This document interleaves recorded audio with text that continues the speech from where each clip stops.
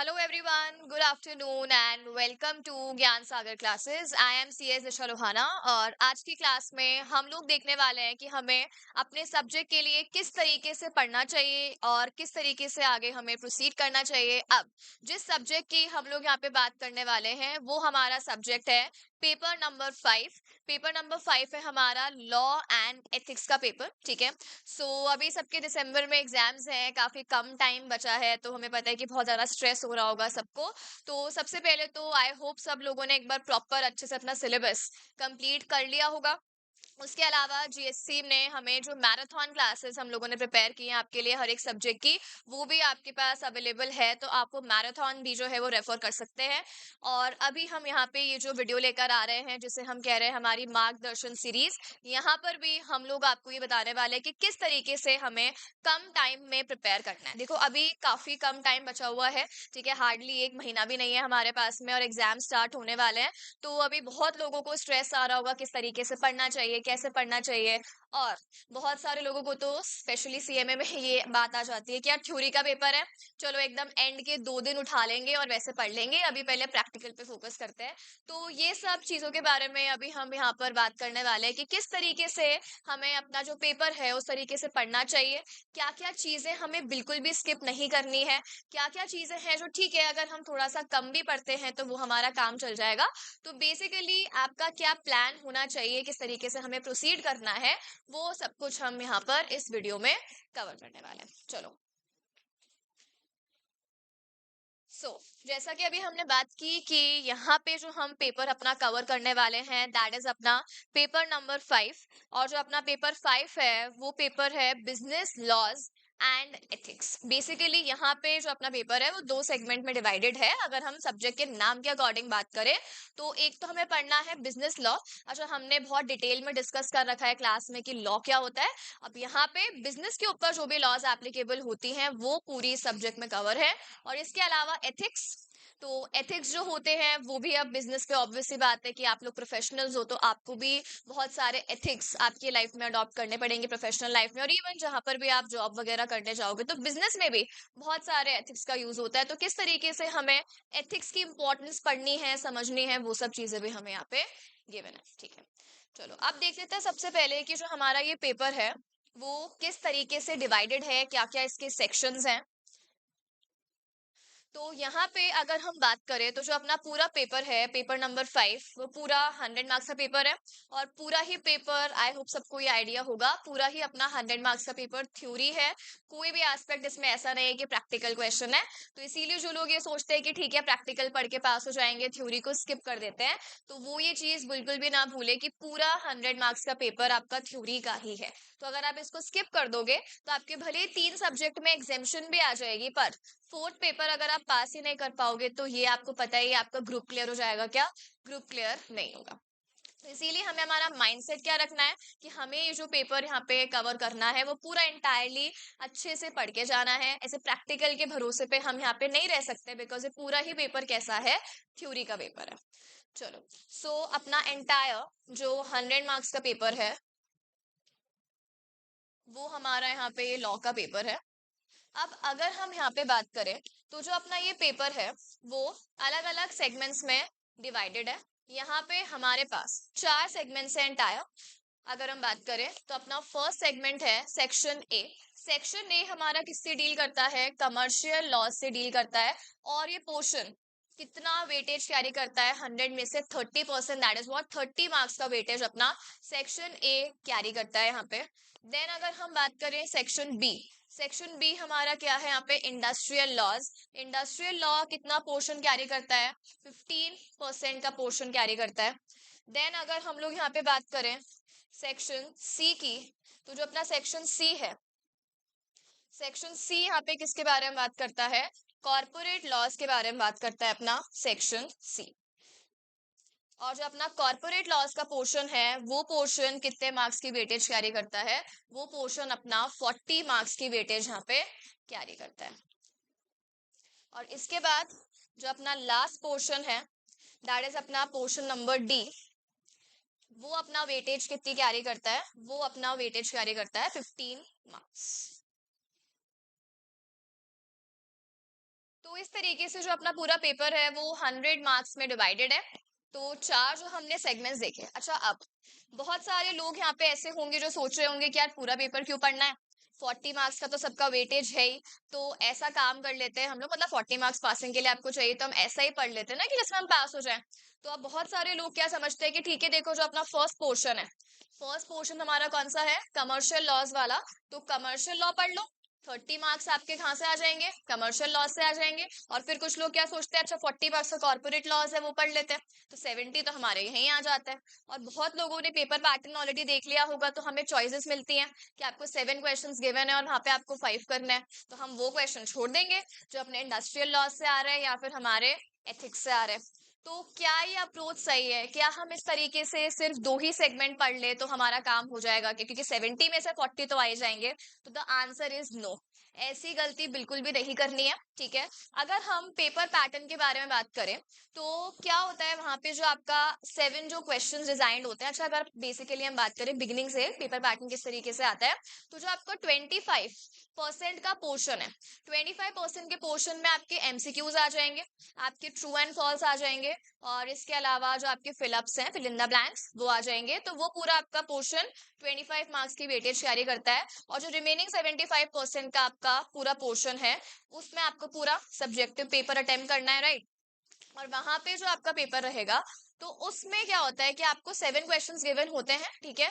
और वहां पे आपको ओनली 5 क्वेश्चंस अटेम्प्ट करने होते हैं, every question it is for 15 marks वहां पे। तो अभी हमें क्या लगता है कि यार 7 में से 5 ही तो करने हैं, तो जब हमें 5 ही करने हैं तो हम इतनी मेहनत क्यों करें, ये फालतू के 2 पोर्शन और क्यों पढ़े, 70 में से 40 लाना कौन सी बड़ी बात है, ये है वो है। तो अगर आप ऐसा सोच रहे हो, तो जैसे अभी हमने बात की कि ऐसा आपको नहीं करना है, उसका रीजन बेसिकली ये है कि वो जो एग्जामिनर है जो आपका पेपर डिजाइन कर रहा है, वो भी ना बहुत दिमाग वाला है। तो आपको क्या लगता है कि वो जो आपको ऑप्शन देगा और जो आप ऑप्शन छोड़ पाओगे, वहां पे वो ऐसे क्वेश्चन देगा कि पूरा क्वेश्चन इंडस्ट्रियल लॉ में से आ गया या पूरा क्वेश्चन एथिक में से आ गया जो आपने पूरा का पूरा छोड़ दिया, नहीं। वो क्वेश्चन इस तरीके से फ्रेम करता है कि हर एक क्वेश्चन में अलग अलग, मतलब पोर्शन जो है वो अलग अलग टॉपिक से लिए हुए हो। मतलब अगर आपको वो एक क्वेश्चन कंपनीज एक्ट का दे रहा है ना, तो साथ में वो एक क्वेश्चन इंडस्ट्रियल लॉ का दे देगा। एक क्वेश्चन अगर कमर्शियल लॉ का है तो एक क्वेश्चन एथिक्स का दे देगा। तो आप कितना छोड़ोगे? अब ऐसा तो है नहीं ना कि एक पार्ट में 2 पार्ट्स हैं तो आपने एक पार्ट इसका कर लिया, एक पार्ट उसका कर लिया। जो आप क्वेश्चन सेलेक्ट कर रहे हो तो आपको करने तो उसके दोनों ही पार्ट्स पड़ेंगे। तो इसीलिए इस कंक्लूजन पे आते हैं हम लोग कि यहाँ पे आपको जो पेपर अटेम्प्ट करना है वो पूरा अटेम्प्ट करना है। ये भी मत सोचना कि हम तो छोड़कर आ जाएंगे, पेपर भी पूरा अटेम्प्ट करना है और पढ़ना भी पूरा है। अब पूरा पढ़ना है, बहुत लोग ऐसे होते हैं जो थ्योरी उठाते हैं एंड में, टाइम की कमी है। तो अभी हम वो सब बातें करने वाले हैं कि हमें पूरा भी पढ़ना हो और हम किस तरीके से पढ़े कि सारा टॉपिक भी कवर हो जाए, कुछ टॉपिक छूटे भी नहीं, और कम टाइम में हम लोग बेसिकली टाइम मैनेजमेंट किस तरीके से करें, वो अभी हम सब कुछ यहाँ पे डिस्कस करेंगे। चलो एक बार वापस से हम लोग बात कर लेते हैं कि फर्दर बाइफर्केशन किस तरीके से है। तो सबसे पहले जो हमने बात की थी यहाँ पे कमर्शियल लॉज के बारे में। कमर्शियल लॉज हमने यहाँ पे क्या देखा, कितने मार्क्स का पोर्शन है, 30 मार्क्स का। अब देखो यहाँ पे आप, यहाँ पे 6 चैप्टर्स है कमर्शियल लॉ के, हमारे पास कितने चैप्टर्स है, 6। अब सबसे पहले यहाँ पे बात करो, एक तो अपनी पार्टनरशिप एक्ट, और एक अपनी कौन सी है, लिमिटेड लाइबिलिटी पार्टनरशिप एक्ट, मतलब सिंपल पार्टनरशिप और अपनी एलएलपी। अब ये जो टॉपिक्स है ना, ये हम बचपन से पढ़ते हुए आ रहे हैं, 11th ऑनवर्ड जब से अपनी कॉमर्स चालू हुई है तब से हम जानते हैं पार्टनरशिप क्या होती है, एलएलपी क्या होता है। तो ये एकदम बेसिक है। और यहाँ पे ये जो है वो आपको देखो, आपके मार्क्स जो है वो भी अच्छे खासे यहाँ पे ठीक है कवर हो ही रहे हैं। तो ये आप एक बार अगर ऊपर ऊपर से देख लोगे तो भी अपना काम हो जाएगा, बिकॉज ये बेसिक है, इसमें कुछ ऐसा नहीं है कि बहुत आपका टाइम इन्वेस्ट हो रहा है। तो यहाँ पे आपको ये पूरा जो पोर्शन है ये ठीक है, एक बार रीड करके अपना काम हो जाएगा। बाकी मेनली जो हमें ध्यान देना है, सबसे पहले मोस्ट इंपॉर्टेंट जो अपना पार्ट रहेगा, वो पार्ट क्या रहेगा, Indian contract act. Indian contract act यहाँ पे कितने मार्क्स की वेटेज कैरी करता है, 10%, मतलब 10 मार्क्स। और इंडियन कॉन्ट्रैक्ट एक्ट ऐसा भी नहीं है कि बोर हो रहे हैं, हो रहा है, हो रहा है, काफी इंटरेस्टिंग है। यहाँ पे हमने प्रॉपर एग्जाम्पल वगैरह भी लिए, इवन मैराथन में भी हमने चैप्टर बहुत अच्छे से कवर किया है, तो आप वो भी रेफर कर सकते हो। तो यहाँ पे सिचुएशन में 10 मार्क्स आपको बिल्कुल भी नहीं छोड़ने हैं। तो इंडियन कॉन्ट्रैक्ट एक्ट बहुत ही हमें अच्छे से कवर करना है। और जैसे ही आप इंडियन कॉन्ट्रैक्ट एक्ट पढ़ लो, उसके जस्ट बाद आप पढ़ लेना यहाँ पे कौन सा, सेल्स ऑफ गुड्स एक्ट।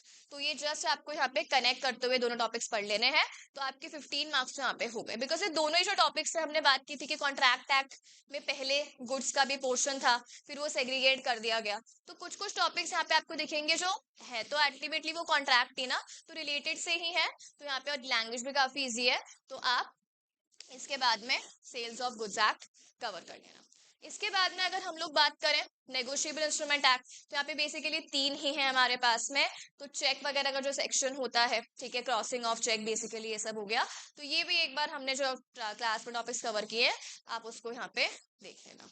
और जो अपना फर्स्ट चैप्टर, देखो फर्स्ट चैप्टर बहुत लोग सोचते हैं यार कॉन्स्टिट्यूशन वाली बातें हैं, सोर्सेज ऑफ लॉ है, रट्टा मारना पड़ेगा। हाँ ठीक है, थोड़ी सी चीजें वहाँ पे है रटने की, बट अल्टीमेटली आपको वो 5 मार्क्स दे रहा है। तो कुछ कुछ टॉपिक्स हैं हमने इंपॉर्टेंट भी देखे थे, तो वो आप एक बार मार्किंग वहाँ पे करके और कवर कर लेना। तो ये अपना पूरा जो टॉपिक है वो किसका हो जाएगा, कमर्शियल लॉ का। इसके बाद में हम आते हैं मोस्ट इंपॉर्टेंट जो अपना सेगमेंट है, जो कि अपना किसका रहेगा, कॉर्पोरेट लॉज। अच्छा, कॉर्पोरेट लॉज में हमें ओनली कौन सी एक्ट गिवन है, कंपनीज एक्ट गिवन है।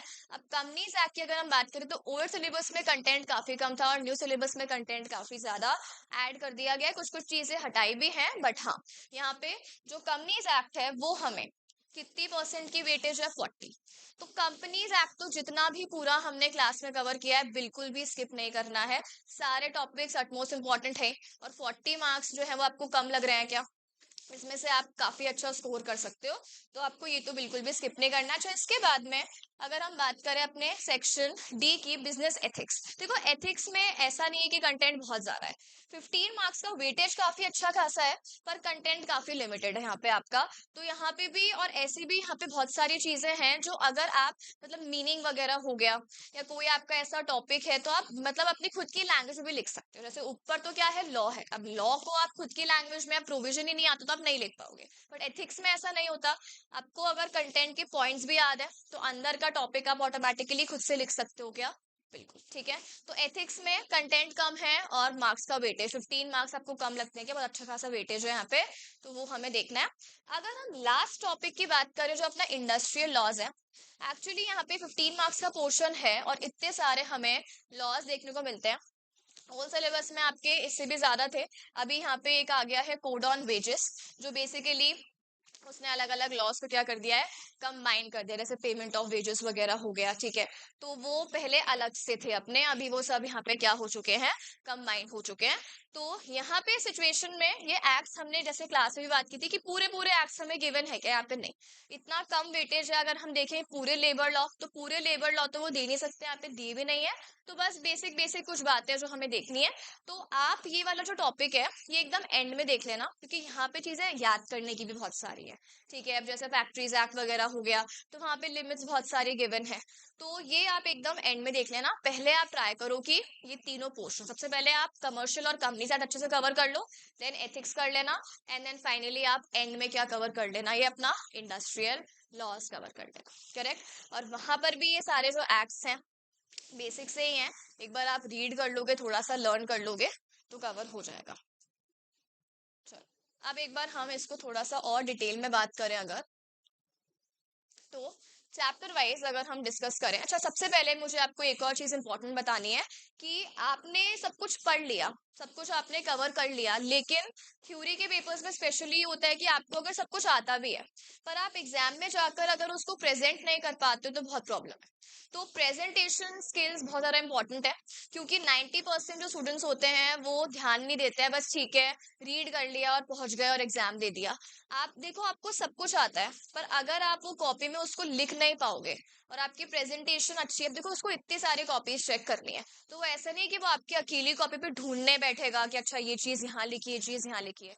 आपको उसको इतना अच्छा लिख कर देना है कि उसको आपकी कॉपी में कुछ भी चीजें ढूंढनी ना पड़े, उसको मतलब रेडीमेड दिख जाए, अच्छा इसने ये लिखा है, ये चार पॉइंट्स है पूछे हुए, तो इसने ये चारों के चारों पॉइंट्स इतने अच्छे से एलैबोरेट करें।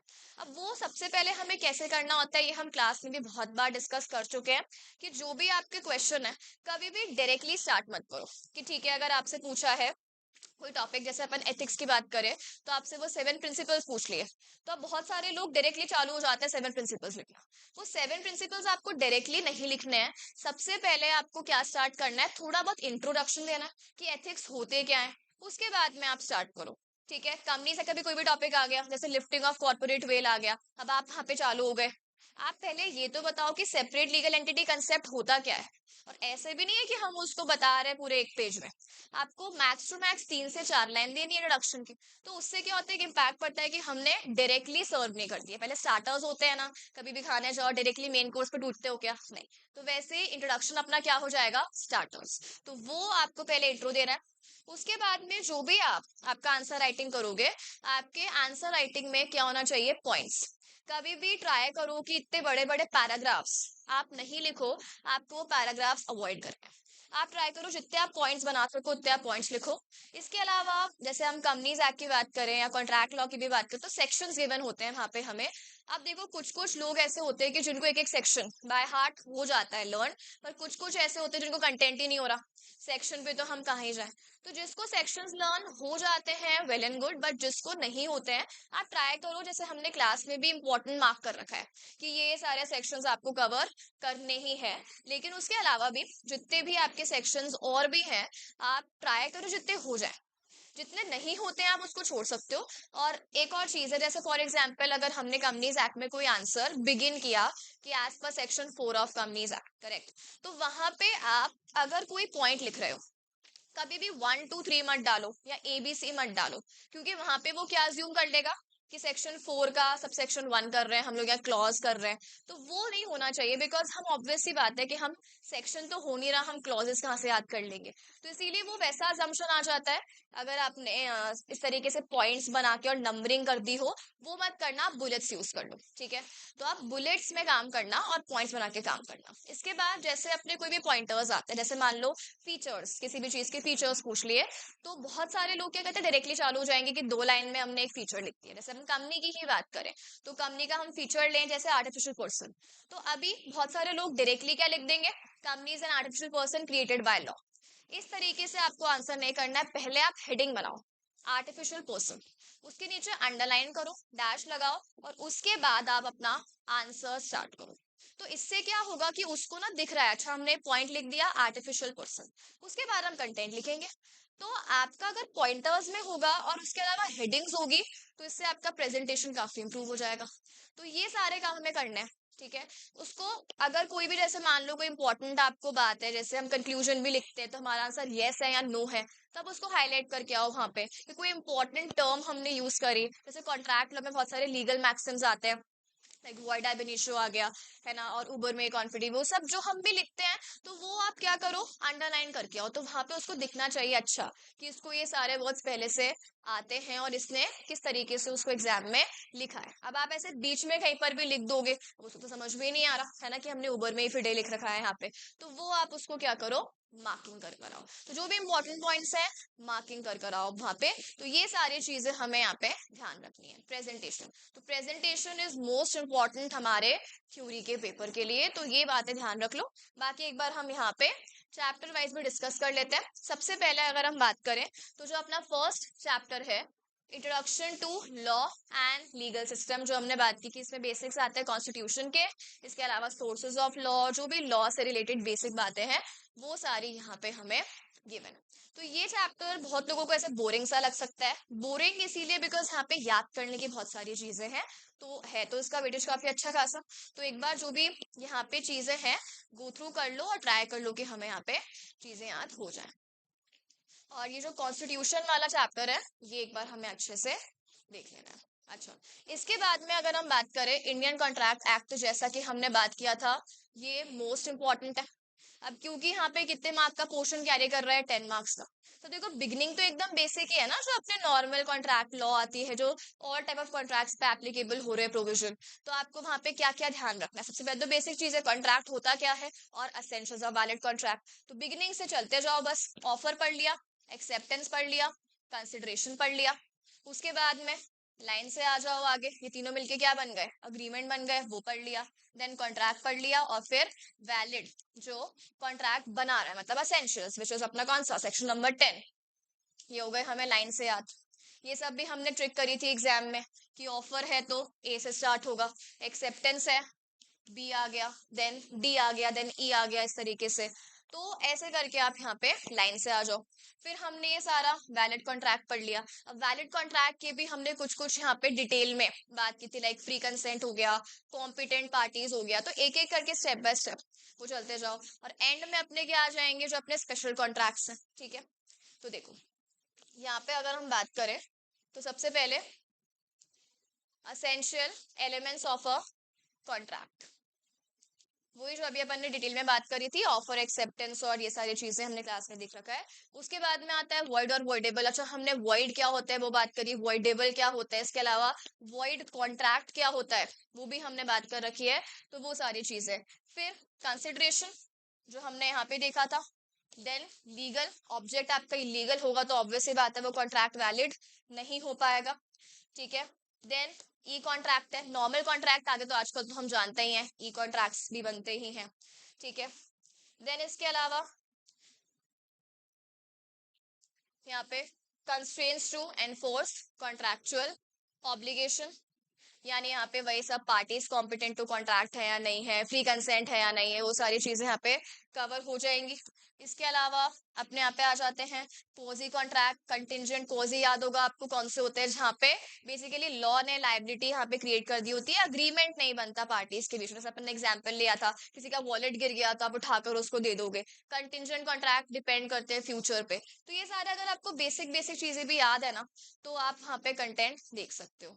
देन कॉन्ट्रैक्ट एंड किस तरीके से हो रहा है, ब्रीच ऑफ कॉन्ट्रैक्ट हो रहा है तो वहां पे जो अपनी पार्टीज हैं, रेमेडीज क्या क्या अवेलेबल है, राइट्स एंड ऑब्लिगेशन। ठीक है, फिर हमने बात की थी वारंटीज वगैरह। अच्छा, इसके अलावा यहाँ पे अब जो डिस्चार्ज ऑफ कॉन्ट्रैक्ट था, तो डिस्चार्ज ऑफ कॉन्ट्रैक्ट के बारे में हमने अलग अलग तरीके से बात की थी कि परफॉर्मेंस से हो गया या पार्टीज ने म्यूचुअली एंड कर दिया। ब्रीच ऑफ कॉन्ट्रैक्ट अच्छे से देख लेना है हमें यहाँ पे। तो ये सारी चीजें, और लास्ट में अपना क्या आ जाएगा, special contracts, indemnity, guarantee, bailment हो गया, प्लेज हो गया, एजेंसी हो गया, ये भी आपको अच्छे से।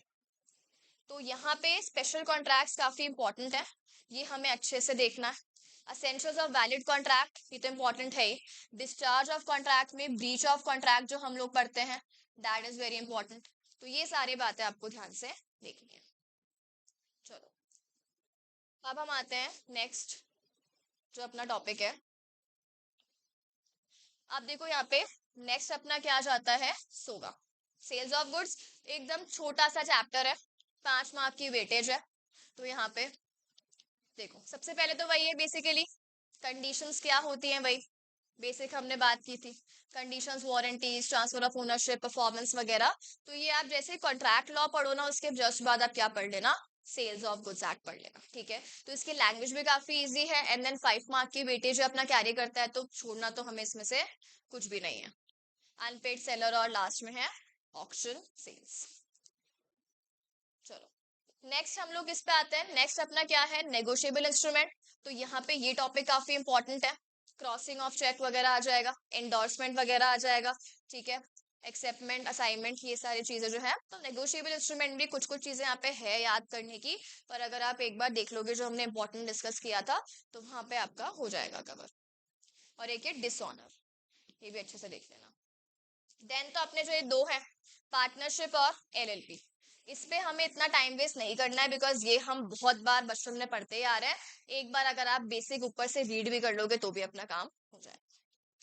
चलो, अभी हम आते हैं नेक्स्ट, अपना जो सेगमेंट है कौन सा है, इंडस्ट्रियल लॉ का है। अब देखो यहाँ पे जो अपना मोस्ट इंपॉर्टेंट है वो है कोड ऑन वेजेस, क्योंकि इसमें आपका 5 मार्क का पोर्शन है और ये नया नया आया है, तो चांसेस भी हैं कि इसमें से वो क्वेश्चन देगा। और ये बाकी सारे कितने हैं, 10।